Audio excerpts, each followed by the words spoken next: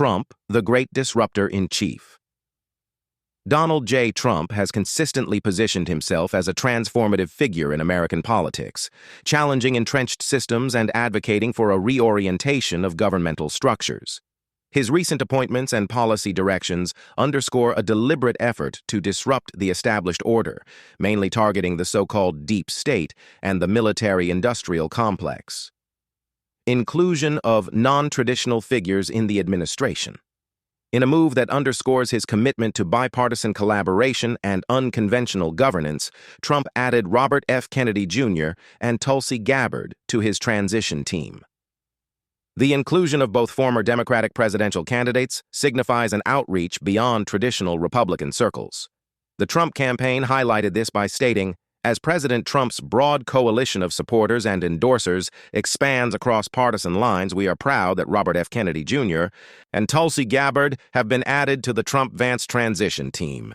Tulsi Gabbard, now serving as the Director of National Intelligence, has shifted security priorities to focus on issues like fentanyl trafficking, reflecting the administration's emphasis on border security and combating illegal immigration.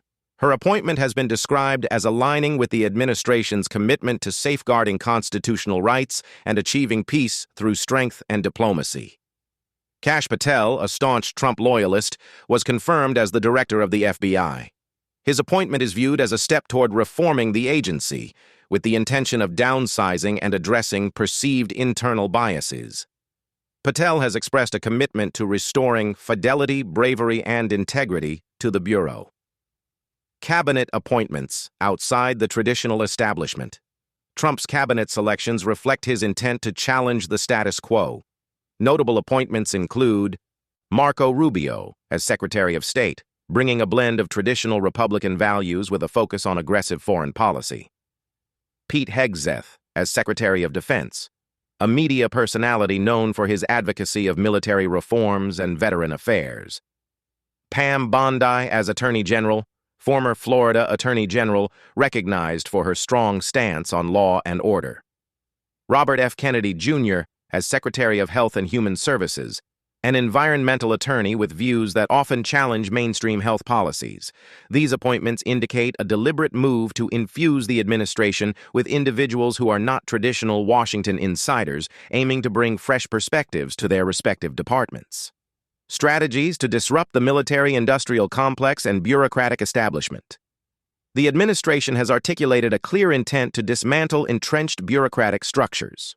Stephen Bannon, former White House chief strategist, described this initiative as the deconstruction of the administrative state, aiming to reduce the influence of unelected officials and return power to elected representatives. Trump himself has emphasized the need to demolish the deep state, proposing plans to overhaul the civil service, limit the power of long-standing institutions, and replace career officials with individuals aligned with his vision. Historical context of bureaucratic expansion. The tension between centralized banking and governmental control has deep historical roots. Thomas Jefferson expressed concerns about banking institutions, stating, "I believe that banking institutions are more dangerous to our liberties than standing armies."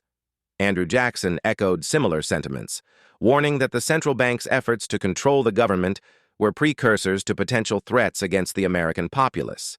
The establishment of the Federal Reserve under Woodrow Wilson and the introduction of the income tax marked significant shifts toward centralized financial control. Wilson acknowledged the necessity of simplifying the tax system, emphasizing the immediate need for reform.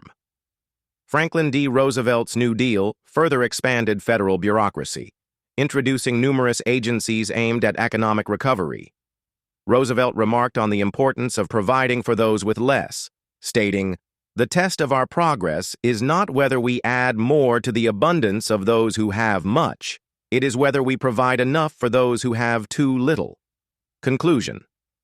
President Trump's recent appointments and policy directions reflect a concerted effort to challenge and reform entrenched bureaucratic structures and the military-industrial complex.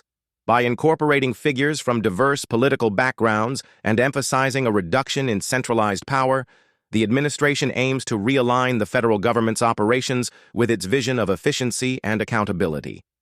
This approach resonates with historical debates on the balance of power between governmental institutions and the populace, echoing sentiments from past leaders who cautioned against the overreach of centralized authority.